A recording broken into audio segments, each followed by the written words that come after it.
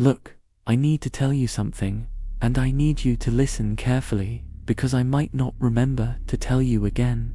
If you ever receive an invitation to a party where you can't use your real name, an invitation on black cardstock with gold lettering, no return address, paper that feels warm to the touch, like it's been held by someone standing right behind you, burn it. Throw it in your kitchen sink and light a match. Don't read it twice. Don't think about it. Don't even acknowledge that it exists.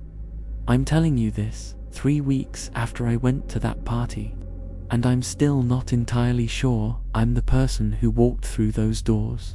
Some of you asked in the comments on my last video if I've ever encountered anything worse than the thing in the basement of my old apartment building, the one that whispered my childhood nickname through the heating vents at 3 a.m. You wanted to know if I'd ever been more terrified than that. This is it. This is so much worse. Because that thing in the basement, at least I knew it wasn't me. At least I could run away from it, move apartments, put distance between us. But this, you can't run from yourself. You can't escape your own face in the mirror. And when you're not sure which face is yours anymore, there's nowhere to hide. 2 months ago, my life was aggressively, suffocatingly normal in that specific way that makes you want to scream into your pillow at 2 a.m. just to feel something. I was a college senior, barely, since I'd dropped my psychology major halfway through the semester and hadn't picked a replacement. My advisor kept sending increasingly urgent emails that I kept not opening. My parents kept calling, asking what my plans were after graduation, and I kept telling them I was figuring it out, while having absolutely no idea what it even was. I worked part-time at an overpriced coffee shop in the downtown district where regulars never remembered my name, despite me making their oat milk lattes for 2 years straight. There was this one guy who came in every Tuesday and Thursday, ordered the same complicated drink, and always said thanks, you, instead of using my name, even though I wore a name tag. It's such a small thing, being invisible like that, but it accumulates. It builds up in your chest like water behind a dam until you feel like you're drowning in your own insignificance.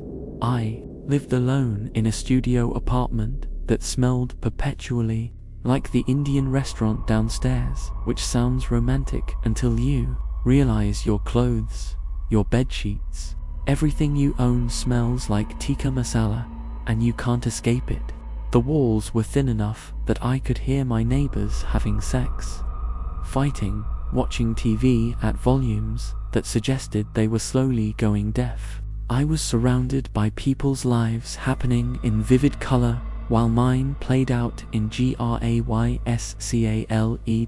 Every morning, I'd wake up, stumble to the bathroom, look in the mirror, and feel like I was looking at a stranger wearing my face like an ill-fitting Halloween costume.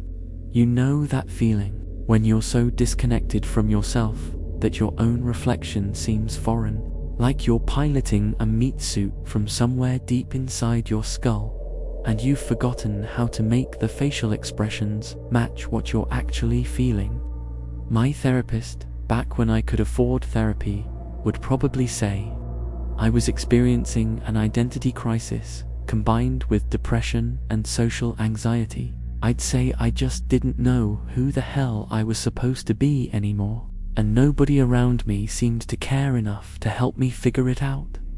I was lonely in the specific way people in cities are lonely, surrounded by thousands of people, pressed against strangers on the subway, sharing walls with neighbors I'd never met, but still completely, devastatingly alone. My phone barely buzzed. My social media was a graveyard of unanswered messages and posts I'd made that got 2 likes from bots. I'd developed this habit of having full conversations with myself while making coffee drinks, pretending I was talking to a customer who actually cared about my opinions on the new Taylor Swift album or whether pigeons have secret lives we don't understand. Sometimes, and this is the part I've never told anyone, not even in therapy, I'd respond to myself in a different voice, slightly higher or lower, pretending I was a friend who found me interesting. I'd have entire back and forth conversations with my imaginary friend while steaming milk, both voices coming out of my mouth, hoping nobody was listening. That's where I was mentally when the invitation arrived, ready to become literally anyone else.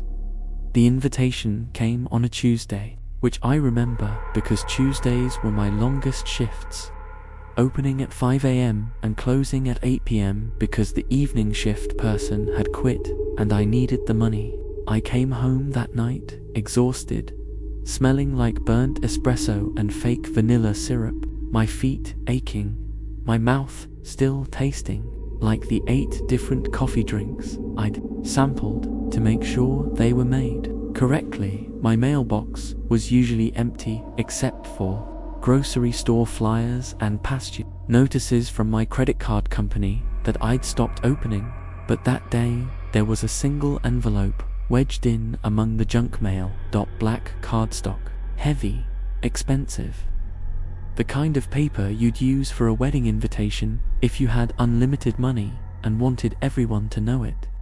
My name was written in gold calligraphy, not printed with a fancy font, but handwritten. Each letter perfectly formed with those little flourishes that suggested someone had spent actual time on this. No return address, no stamp either, which should have been my first red flag because that meant someone had hand-delivered this directly to my mailbox in the locked lobby of my apartment building. I stood in the fluorescent hallway, listening to the buzz of the overhead lights and my neighbor's TV playing Wheel of Fortune, turning the envelope over in my hands.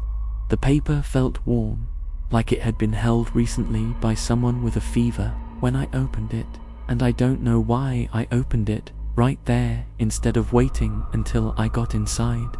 Maybe I was afraid I'd lose my nerve. The card inside was even more beautiful, gold embossed lettering on black cardstock, with a design around the edges that looked like masks melting into each other, faces blurring and reshaping in a continuous loop that made my eyes water if I stared too long. You are invited to an evening of transformation. Friday, November 10th, 9 p.m. The Ashford House, 1847, Oleander Drive. Dress code, formal, masks provided upon arrival. Rule: you may not use your real name. Choose your identity carefully. That last line was in a different font, bold and impossible to miss, printed in a slightly darker gold that seemed to shimmer when I tilted the card. I read it 3 times, my brain trying to make sense of it, while my hands started trembling for reasons I couldn't explain. A masquerade party, where you pick a fake name. It sounded like some pretentious art school social experiment, or a networking event for people who thought they were more mysterious than they actually were, or maybe one of those immersive theater experiences, where you pay $200 to feel uncomfortable for 3 hours. I should have thrown it away immediately. I should have recognized it as the red flag it was. I almost did. I literally held it over the trash can in my apartment, ready to drop it in. But here's the thing about being lonely. Really, truly lonely. The kind of lonely that makes you feel like you're slowly becoming invisible. You become desperate for literally anything that makes you feel seen. Someone had hand-delivered an invitation to me specifically. Someone had taken the time to find out my name, write it in gold calligraphy, put it in an expensive envelope, and bring it directly to my mailbox. Someone thought I was interesting enough, mysterious enough, important enough to invite to a secret party. The rational part of my brain, the part that had survived 24 years by not being a complete idiot, said it was probably a pyramid scheme, or a cult recruitment event, or a sex trafficking situation, or any number of horrible things that happen to naive people who accept mysterious invitations. But the irrational, desperately lonely part of my brain that was slowly taking over said, what if it's not? What if it's real? What if this is your chance to be someone interesting, someone mysterious, someone worth remembering? What if you could be someone else for one night? I put the invitation on my kitchen counter, propped up against the sugar container where I'd see it every morning, and stared at it for 3 days straight while trying to decide if I was brave enough or stupid enough or desperate enough to go. Choosing a name became an obsession that consumed every spare thought. I know how that sounds. It was just a party game, right? Pick a fake name, wear a mask, have some champagne, network with weird rich people, go home with a story to tell. But the invitation had said to choose carefully, and that single word, carefully, burrowed into my brain like a parasite and started laying eggs. Why carefully? What made a name choice careful or careless? What were the consequences of choosing wrong? I made lists on my phone during slow moments at work. I researched name meanings on baby name websites at 3 a.m. while lying in bed, unable to sleep. I stood in front of my bathroom mirror, trying different names out loud, watching my mouth shape unfamiliar syllables, seeing how each name changed my expression. Sophia, too common. Everyone knows a Sophia. Raven, God no. Way to try hard. Sounds like a teenager's Tumblr username. What about something nature-based? Willow, too gentle, too breakable. Fern, sounds like someone's grandmother. Rose, too romantic. Violet, close, but not quite right. I sounded completely insane. I felt completely insane. I was a grown adult, having an existential crisis over a party name. While my neighbors lived their normal lives and my phone sat silent and my real life waited for me to do something, anything meaningful with it. But I couldn't stop. There's something deeply unsettling about being asked to choose your own name. It forces you to think about identity in this raw, uncomfortable way that most people never have to confront. What name fits who you are? But who are you, really? What do you want people to think you are? What's the difference between who you are and who you wish you were? If you could be anyone, who would you choose? These questions shouldn't matter for a party, but they did. They mattered more than anything else in my life at that moment. I settled on Iris. After a week of deliberation that included filling an entire notebook with options and crossing them out, it was the name of my grandmother who died when I was 7. The only person in my family who'd ever made me feel like I had a real personality worth nurturing. She used to call me her little philosopher because I asked strange questions about why birds sang and whether clouds felt lonely. She was the only one who never told me to stop being weird, to be normal, to fit in. Iris felt safe, flower-like but not fragile, simple but not common.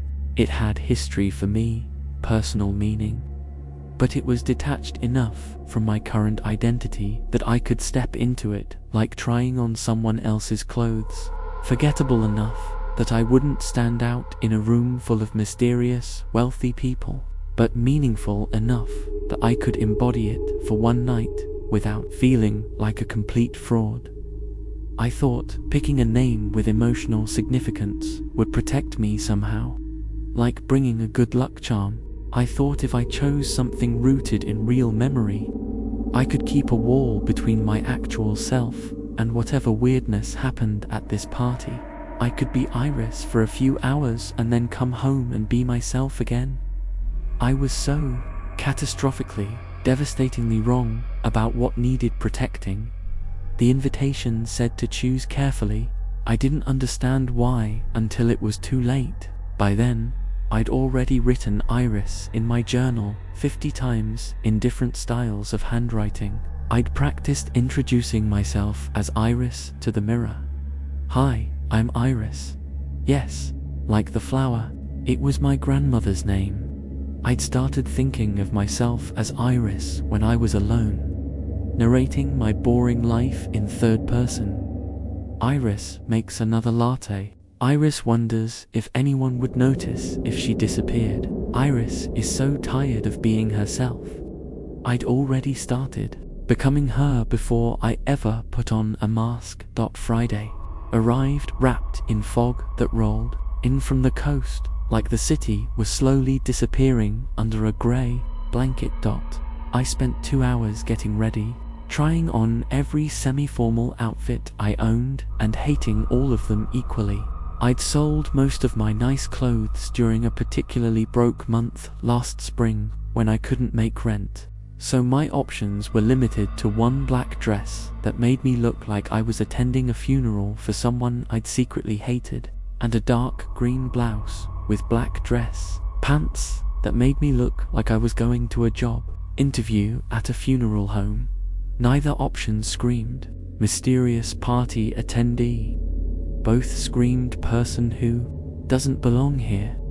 I went with the dress because at least funerals are formal, right? I added the only jewelry I owned, a simple silver necklace my grandmother had given me, and immediately felt like I was being disrespectful to her memory by wearing it to something so weird, but it felt like protection, like bringing a piece of her with me. I did my makeup 3 times, wiping it off and starting over each time because I couldn't figure out how mysterious wealthy people did their makeup. Too much, not enough. Was I supposed to look elegant or edgy or ethereal? I settled on something simple: neutral eyeshadow, minimal mascara, dark lipstick that made me feel more confident than I actually was. At 8:45 p.m, I called a rideshare to the address on the invitation. The driver was a middle-aged woman who didn't make conversation, which I appreciated because I was too nervous to make small talk. I watched the city lights fade as we drove away from downtown toward the outskirts where old money lived in. Victorian houses behind iron gates and ancient trees. The fog got thicker. The streetlights became less frequent. The houses became larger and more isolated. My hands were sweating. I kept rehearsing my introduction. Hi, I'm Iris. Yes, like the flower. It was my grandmother's name. How do you know the host? Casual. Normal. Not like someone who was seconds away from a panic attack. The driver's GPS took us down increasingly narrow roads until we turned onto Oleander Drive, a private road with no streetlights, just the glow of house windows through the fog. The Ashford house appeared suddenly, looming out of the mist like something out of a Gothic novel. 3 stories of dark brick and ornate stonework, with turrets that served no architectural purpose except to make the place look haunted. Windows glowed warm gold, and I could hear classical music drifting out into the night. Chopin, I think, but played slightly off-tempo in a way that made my teeth hurt and my stomach clench. The trees surrounding the property were ancient oaks that looked like they were reaching toward the house with skeletal fingers, their branches scraping against third-story windows. There were expensive cars in the circular driveway. Mercedes, BMWs, one matte black Tesla that probably cost more than I'd earn in 3 years. Sports cars that looked like they should be in museums. I suddenly felt deeply, embarrassingly out of place in my cheap dress and scuffed shoes that I'd bought on clearance 2 years ago. The driver pulled up to the entrance and gave me a look in the rearview mirror that I couldn't quite read. "You sure about this?" "Why wouldn't I be?" she shrugged. "Just seems like the kind of place people don't come back from the same." Before I could ask what that meant, she was already pulling away, leaving me alone on the steps. As I approached the massive front door, dark wood with iron fixtures that looked medieval, it opened before I could knock. I didn't hear it unlock. It just swung inward on silent hinges. A person in a full face mask stood in the doorway. The mask was smooth, white, completely expressionless. No eyes, no mouth, just a blank oval of porcelain or ceramic. They were dressed in a sharp black suit, perfectly tailored, gender ambiguous, unsettling in their complete stillness. They could have been a statue except for the slight rise and fall of their chest. Name. Their voice was soft, neutral, impossible to identify as male or female or young or old. It seemed to come from everywhere and nowhere, like it was being piped through hidden speakers. My mouth went dry. My rehearsed introduction evaporated. Iris. They consulted a clipboard, which seemed absurdly mundane in this gothic nightmare scenario. Their blank mask tilting down. Iris. Yes, welcome. They stepped aside with a gesture that was almost graceful, revealing a grand foyer with black and white marble, floors in a dizzying checkerboard pattern, and a chandelier that cast dancing shadows across walls covered in portraits of people with blurred faces. Your mask. They held out a silk mask, deep purple with gold accents around the edges and small amethysts embedded in the corners. It was exactly the right size for my face, even though I hadn't provided measurements. The silk was cool against my fingers, impossibly soft, and when I tied it behind my head with shaking hands, it fit perfectly, too perfectly, like it had been made specifically for my face shape, custom designed for someone they'd been expecting. The rules are absolute, the greeter said, their blank mask somehow conveying intensity despite having no features. You are Iris tonight, only Iris. Not your given name, not any nickname, not any variation. Iris, do you understand? Yes, good. They leaned closer, and even though their mask had no features, I felt like I was being studied intensely, examined under a microscope by something that could see past skin and bone directly into my mind. Welcome, Iris. We've been expecting you specifically. My stomach dropped to somewhere around my knees. What do you mean, specifically? How did you know but they'd already turned away? Gesturing toward an arched doorway where music and conversation and laughter spilled out into the foyer. Enjoy your evening.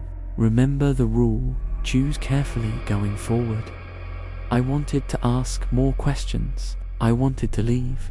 I wanted to understand what I'd walked into, but my feet carried me forward toward the sound of the party, toward the light and the warmth and the promise of being someone else for just one night. The ballroom was a fever dream of wealth and surrealism that my brain couldn't quite process.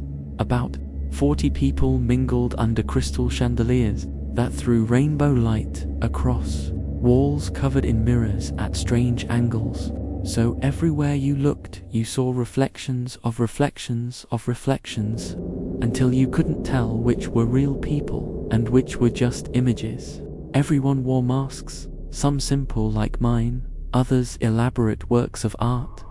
Birds with real feathers, animals with fangs, abstract designs that hurt to look at directly, like they existed in too many dimensions. Faces that shifted between expressions when you weren't looking directly at them.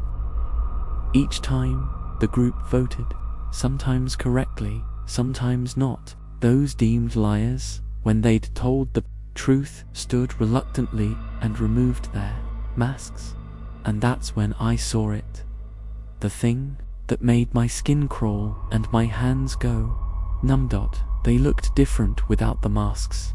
Not physically different in an obvious way, but diminished somehow, less defined, like someone had turned down the opacity on a Photoshop layer. Their edges seemed softer, less certain. Their faces became harder to focus on, like my eyes kept sliding off them. They sat back down, and within minutes, the others started treating them differently, barely acknowledging their presence, speaking around them instead of to them. One woman who'd removed her mask tried to join a conversation after her turn, but the person she addressed looked through her like she wasn't there, then turned to someone else to continue talking. Then it was Atlas's turn. The nervous guy stood on shaking legs, his hands trembling so badly he gripped the back of his chair for support. His voice cracked. He swallowed. Tried again. I don't know who I am anymore. 6 months ago, I lost my job. They downsized my entire department. 3 months ago, my wife left me because she said I'd become a stranger, that the man she married had disappeared. 2 months ago, I stopped answering my phone because I realized I didn't have anyone who actually cared if I called them back. I've built my entire identity around things that weren't really me. My career, my marriage, my role as a provider. And now that they're gone, I'm realizing I'm completely empty inside. There's nothing here. I'm just a shell pretending to be a person. It was too honest, too raw, too real. Several people looked away, uncomfortable with such naked vulnerability. I felt tears prickling at my eyes behind my mask because I understood exactly what he meant. The vote, truth, 19, lie, 16, a slight majority, but the rules were clear. Atlas sat back down, still wearing his mask, visibly relieved. But the host shook their head slowly. In the case of a split vote, where truth wins by less than 5, we must confirm. Atlas, would you stake your mask on that truth?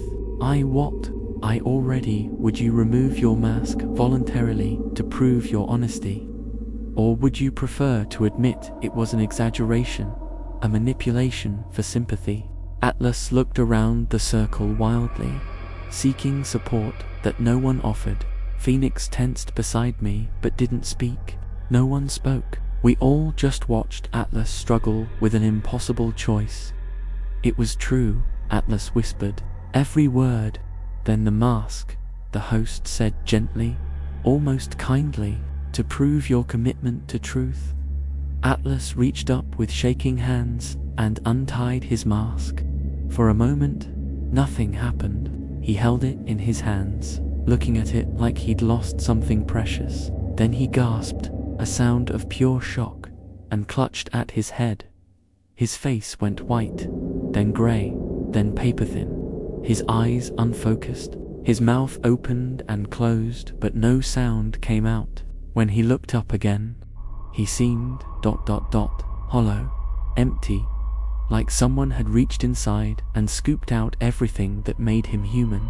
"What's your name?" the host asked, their voice soft, with something that might have been compassion or might have been satisfaction. "Atlas," he said, but he said it like he was reading it from a name tag, not remembering it, like the word had no meaning attached. "And who were you before tonight?" Atlas's face went completely blank. His eyes didn't just look confused, they looked empty, like nobody was home behind them. "I don't. Was there a before?" "That's all right," the host soothed. "You're Atlas now. That's all you need to be. That's all you are." Phoenix's hand gripped my arm hard enough to leave bruises. "Don't mess up," he hissed in my ear, his voice shaking. "When it's your turn, don't slip, don't slip, don't hesitate, don't tell a truth that sounds believable and commit to it completely." My turn came faster than I wanted, rolling toward me like a wave I couldn't escape. When the host pointed at me, I felt like I might vomit. I stood on legs that barely supported me, my hands gripping my chair the way Atlas had, every eye in the circle on me. What secret could I share that was true but believable? Not too dark or they'd vote lie out of disbelief. Not too light or they'd think I was hiding something. My mind raced through options, discarding each one. I opened my mouth and the truth fell out. I'm so lonely that I have full conversations with myself, not just thinking out loud, actual conversations where I pretend to be talking to a friend who cares about me. I respond in a different voice, slightly higher, as if I'm another person. Sometimes, while I'm making coffee for customers, both voices come out of my mouth, and I have to hope nobody's listening closely. Sometimes, the friend voice tells the real me voice that everything will be okay, that I'm interesting and worthwhile, and I believe it for a few seconds before I remember. I'm talking to myself in an empty apartment at 3 a.m., and nobody in the world would notice if I disappeared tomorrow. The silence was excruciating. I'd said too much. I'd revealed too much. They'd know I was pathetic, desperate, exactly the kind of person who shouldn't be at a party like this. Then someone made a soft sound of recognition. Someone else nodded. Across the circle, a woman in a silver mask looked down at her hands. The vote: truth, 23, lie, 4. I sat down, hands shaking, and realized I'd almost said my real name in that confession. I'd almost said sometimes I pretend I'm real name talking to childhood nickname, the version of me who wasn't so broken I'd caught myself half a second before disaster, substituting the real my voice at the last instant. Phoenix leaned over. That was close, too close. What happens if you use your real name? He looked at me, and I saw genuine fear in his eyes. They take it. That's what this place is, an identity harvest. You give them your real name and they collect it, store it, and you forget it. You become only the mask, only the chosen name, nothing underneath. That's why they're so careful about who they invite. People like us. People who don't have strong identities. People who are already half lost. That's insane. That's impossible. You just watched Atlas lose himself. You saw Seraphine admit to murder, and nobody batted an eye. Nothing here is impossible. During the break, because apparently, nightmare parties have refreshment breaks with more terrible champagne and appetizers that tastes like cardboard, Phoenix pulled me into an alcove behind one of the mirrors, away from the others. Listen very carefully, he said, his gold and red mask inches from my purple one. This isn't a game. These aren't just rich people playing pretend. This is real in a way that most things in the world aren't real. The people running this, they collect identities like other people collect stamps. Real ones. When you use your name here, when you slip up and say who you actually are, when you break the rule even once, they can take it. You forget yourself. You become the mask permanently, trapped in the chosen name with nothing underneath. How is that even possible? I don't know the mechanics. Some kind of ritual magic, maybe. Some agreement made long ago that established rules for this place. It doesn't matter how. What matters is that it's real, and you need to understand that before we go back in there for round 2. My throat was so dry, it hurt to swallow. Why do you keep coming back if you know this? Phoenix looked away, and when he spoke, his voice was hollow. Because I'm already half gone. I've been coming to these parties for 2 years, ever since my wife left, and I realized I didn't know who I was without her. Each time, I forget a little more about who I used to be. My real name feels fake now. When I hear it, it sounds like someone else's name. Phoenix feels more real than... He trailed off, his hands clenching. I can't even remember what my parents called me. I remember having parents, being called by a name, but the name itself is just static, white noise. Soon I won't remember having a real name at all. Horror washed over me in a cold wave. Then we need to leave, right now. We can break a window, find a back door. Doors are locked until midnight. Windows are reinforced. Trust me, people have tried. We're trapped for another 2 hours minimum. Our only choice is to survive. Then we don't play the next games. We refuse. They don't let you refuse. His voice was grim. If you refuse to play, they make you play anyway, and you start at a disadvantage. Whatever they ask you to do next, commit to being Iris completely. Don't think about your real identity at all. Become the name. Embody it. It's the only way to survive without losing yourself entirely. So I have to lose myself a little bit to avoid losing myself completely. Welcome to the party. The second game started without warning. We'd barely returned to our seats when the host appeared in the center again, their white mask somehow brighter in the dim light. Become someone else, they announced. For the next 30 minutes, you must fully embody your chosen name, not just use it, become it. Walk like them, talk like them, think like them. Inhabit the identity completely. We'll know if you're pretending. We'll know if you're faking it. And if you can't maintain it? They gestured to Atlas, who sat empty-eyed in his chair. You'll discover that your mask and your face have become the same thing. How could they know if we were faking? It was impossible to verify someone's internal thoughts, but everyone in the circle tensed, straightening their spines, shifting their body language immediately. I closed my eyes and thought about Iris, my grandmother's name, a flower that blooms in shadow, someone who grew in difficult conditions and learned to find beauty in darkness, gentle but resilient, quiet but observant, someone who listened more than she spoke, because she understood that most people just want to be heard.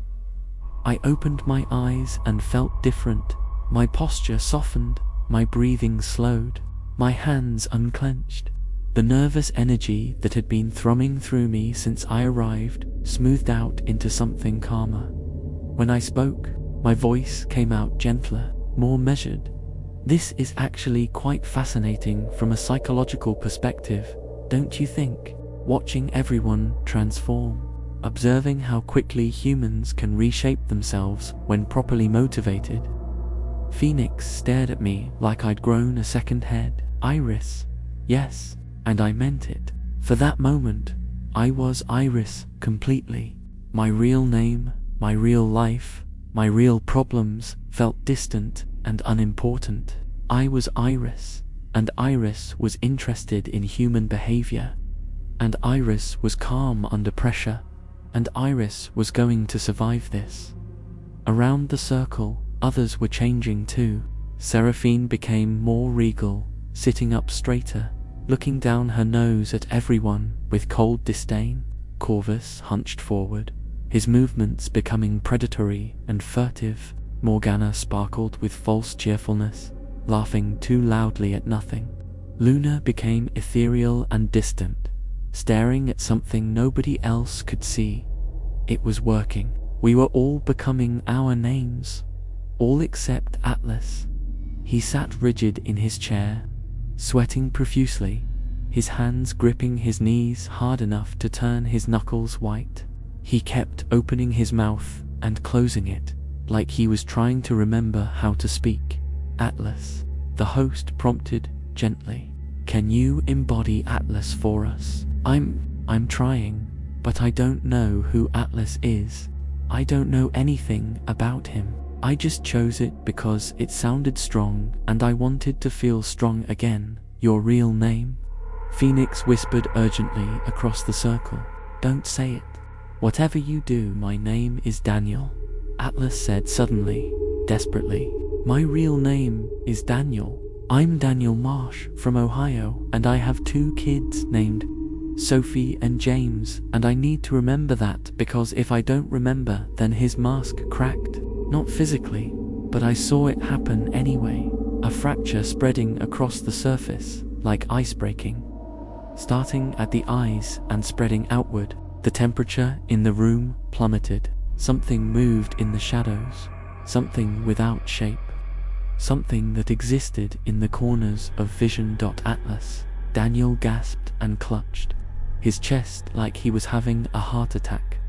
His mouth opened in a scream, but no sound came out. His eyes went wide, then wider, then glassy. Then he collapsed. For 10 seconds that felt like 10 hours, he didn't move. Nobody moved to help him. We all just sat, frozen, watching. When he stood back up, it was wrong. His movements were stiff, mechanical. His face was slack, expressionless. His eyes were open, but nothing looked out from them. "What's your name?" the host asked, their voice gentle, almost kind. "Atlas," he said, but it wasn't his voice anymore. It was flatter, emptier, like a text-to-speech program. And what came before Atlas? There is no before. There is only Atlas. Atlas is all that remains. Atlas is all that ever was. He sat back down in his chair, and no one helped him because there was no helping someone who'd stopped being human.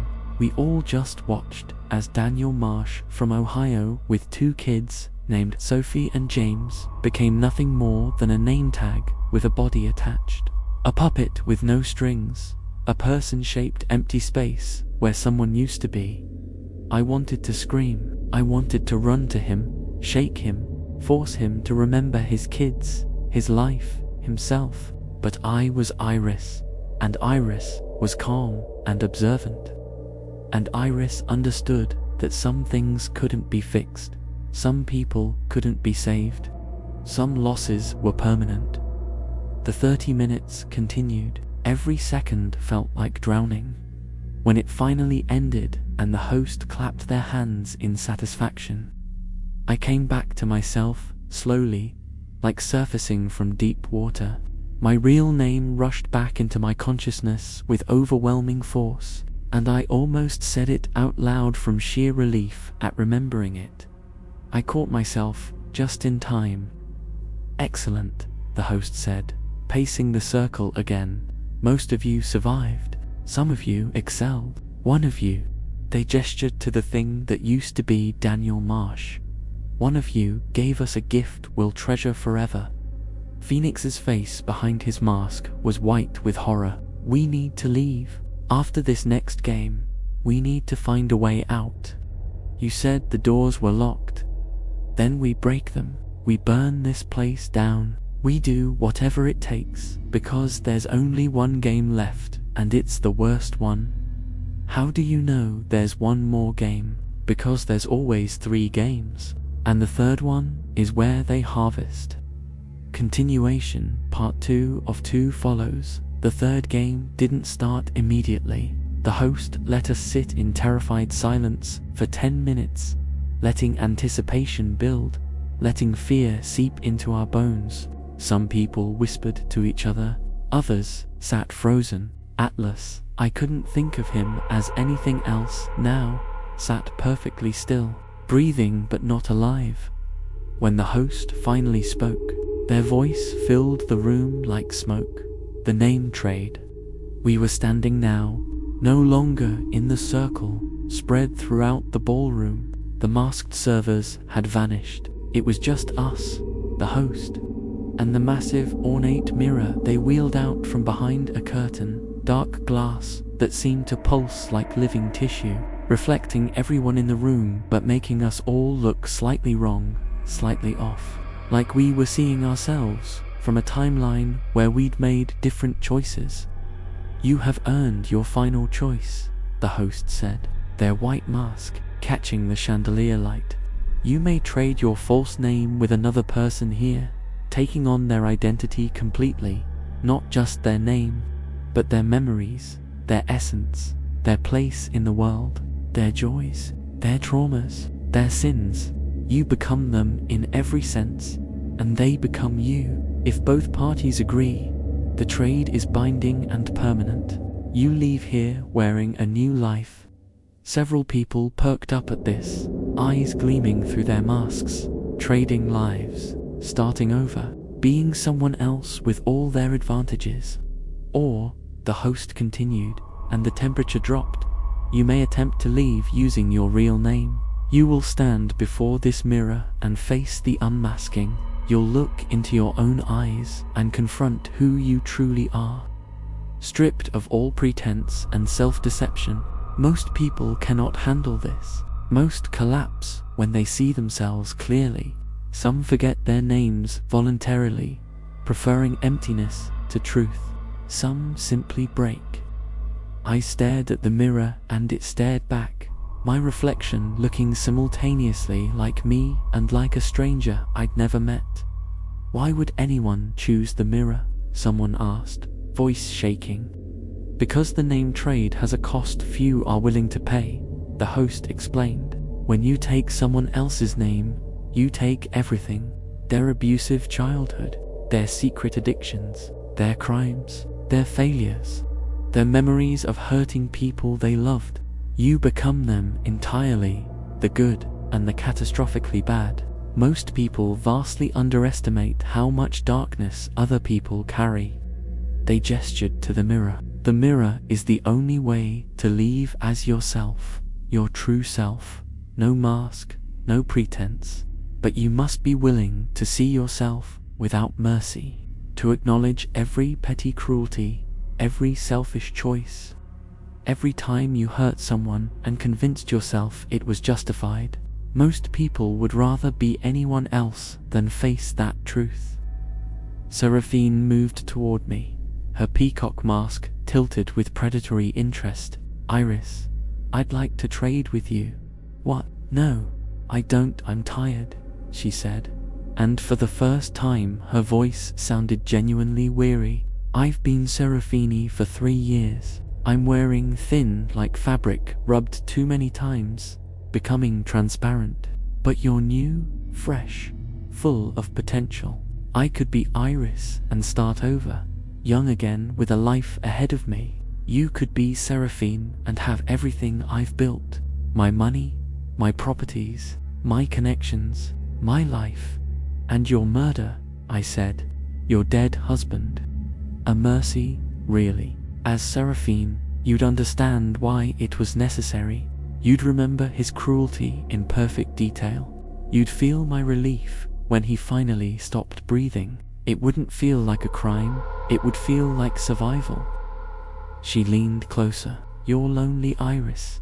I can see it. I was lonely too, once. As Seraphine, you'd never be lonely again. You'd be powerful. You'd be remembered. Part of me, the part that was tired of being nobody, tired of being invisible, tired of feeling like my life was a waiting room for something better that never came, was genuinely tempted. What would it be like to be someone confident, someone important, someone who made choices and lived with them instead of being paralyzed by fear of choosing wrong?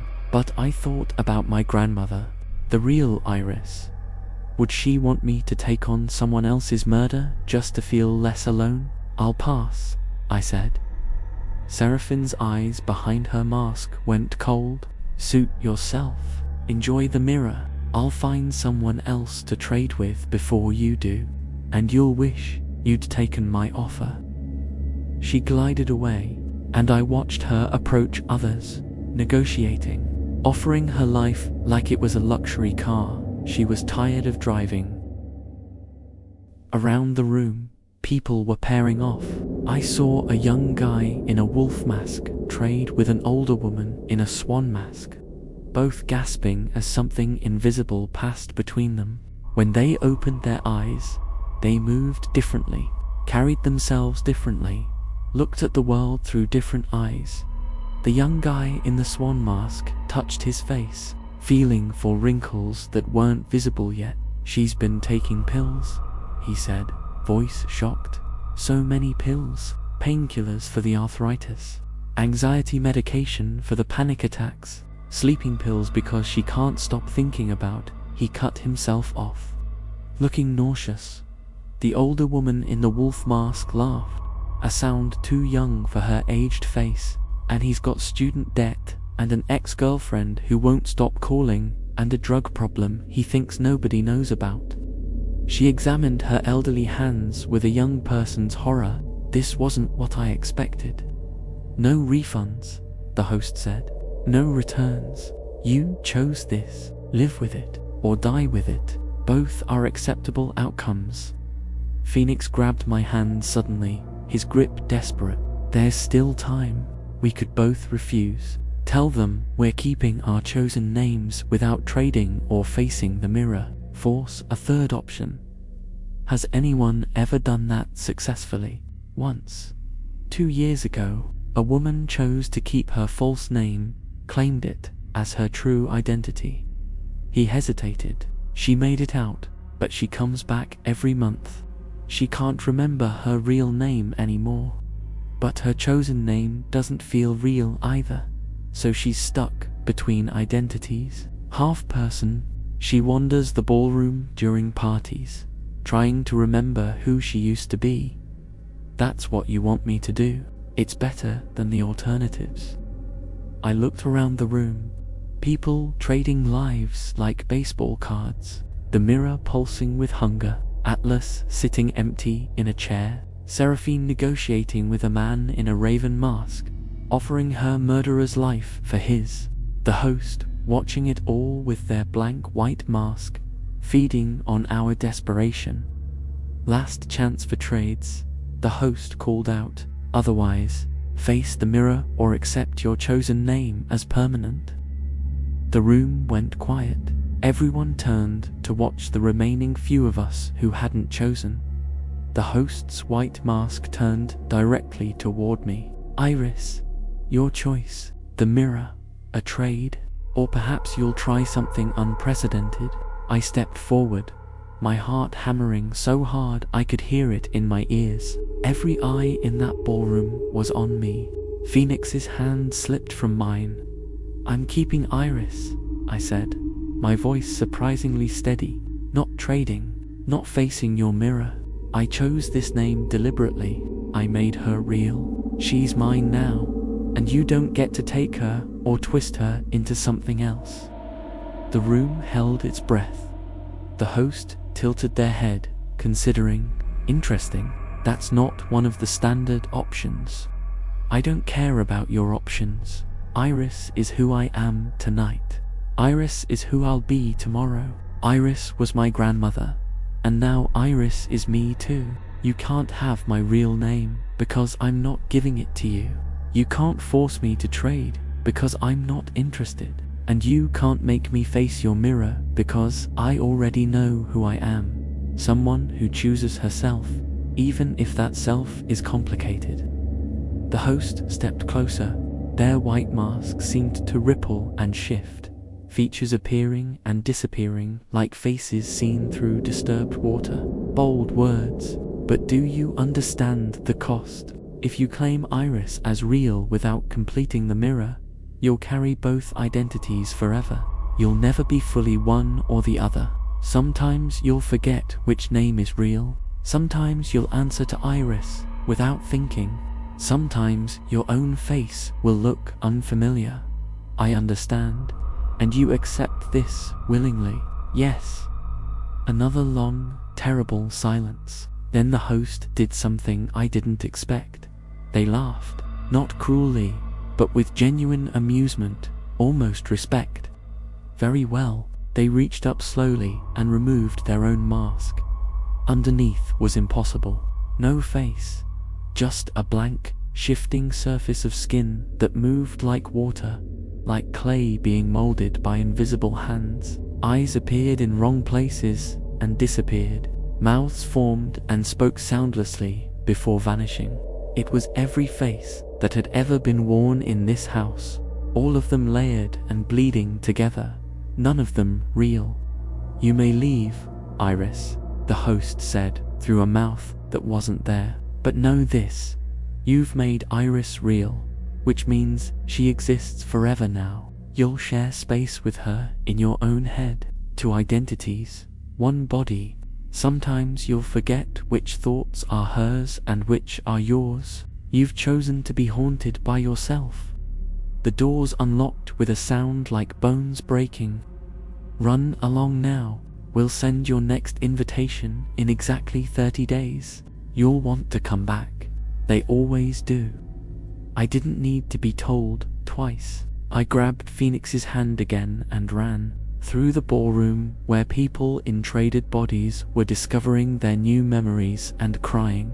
past servers in blank masks who watched us flee, through the foyer where the checkerboard floor seemed to tilt and spin, out into the cold November night that tasted like freedom and fog. We didn't stop running until we reached the main road, our breath coming in ragged gasps, our masks still tied to our faces. Phoenix collapsed on the curb, shaking. "You did it," he said between breaths. "You actually found a way out." Did I? I reached up to untie my mask, but my fingers found only skin. The silk had fused. The purple and gold weren't separate from me anymore. They were part of my face, growing from my skin like a birthmark. "Phoenix, I can't get my mask off." "Mine neither." He touched his gold and red flames with trembling hands. "I told you, there's always a cost." We sat on that curb until sunrise, two masked people on a random road outside the city, trying to remember what our faces looked like underneath, trying to remember our real names and hold on to them before they slipped away entirely. That was 3 weeks ago, 21 days, 504 hours. I'm back in my apartment now, the one that smells like tikka masala. The silk mask is still on my face. I can't remove it, and honestly, I've stopped trying. I look in the mirror and see Iris looking back, purple and gold where my features used to be. Sometimes I remember my real name, sometimes I don't.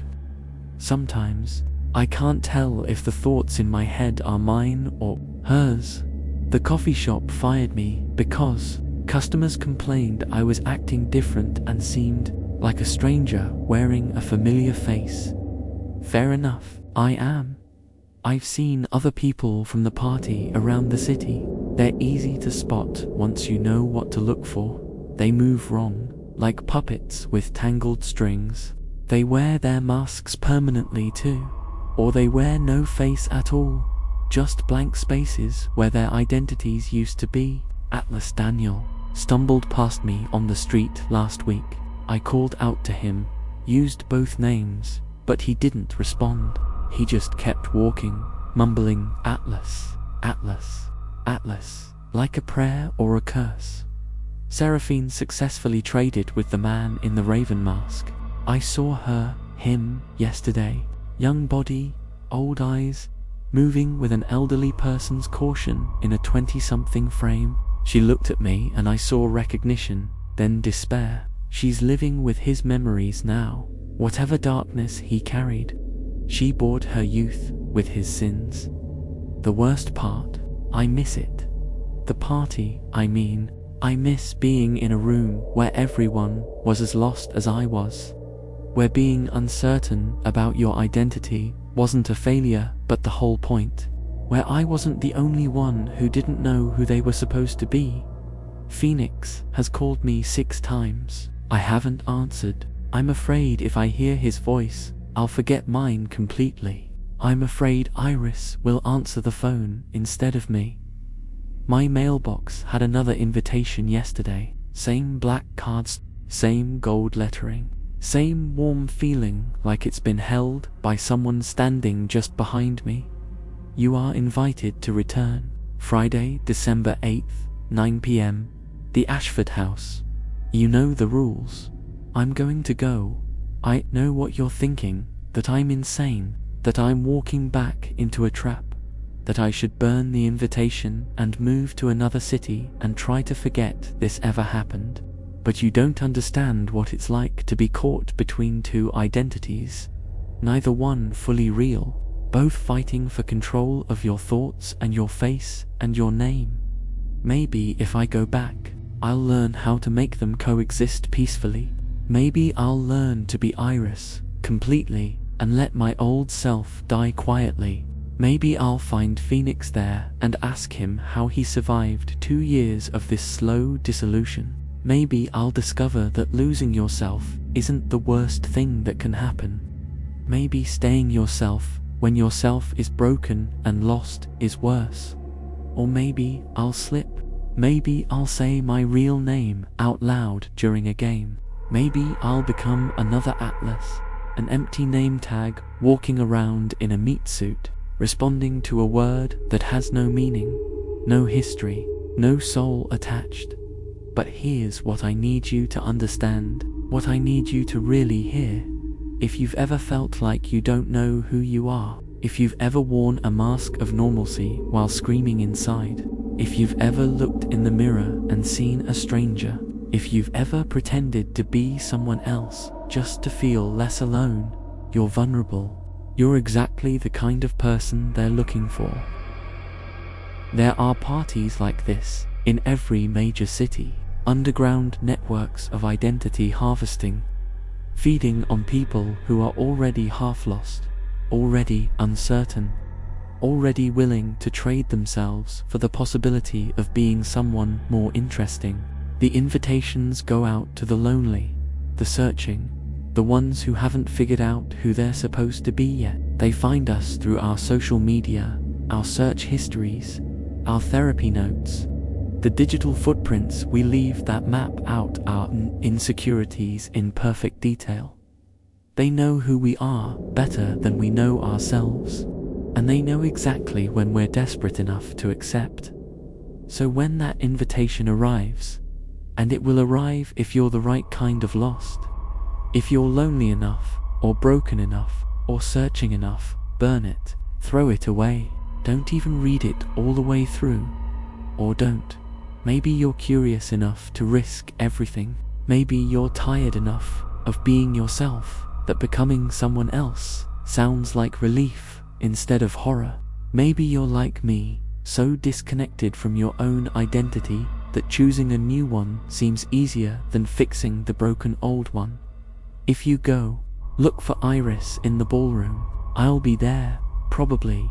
At least, I think I'll be there. Iris will definitely be there. I'm just not sure if I'll still be there with her, or if I'll have finally let her take over completely. I hope I remember to tell you what happens next month, if I remember my name long enough to tell you anything at all.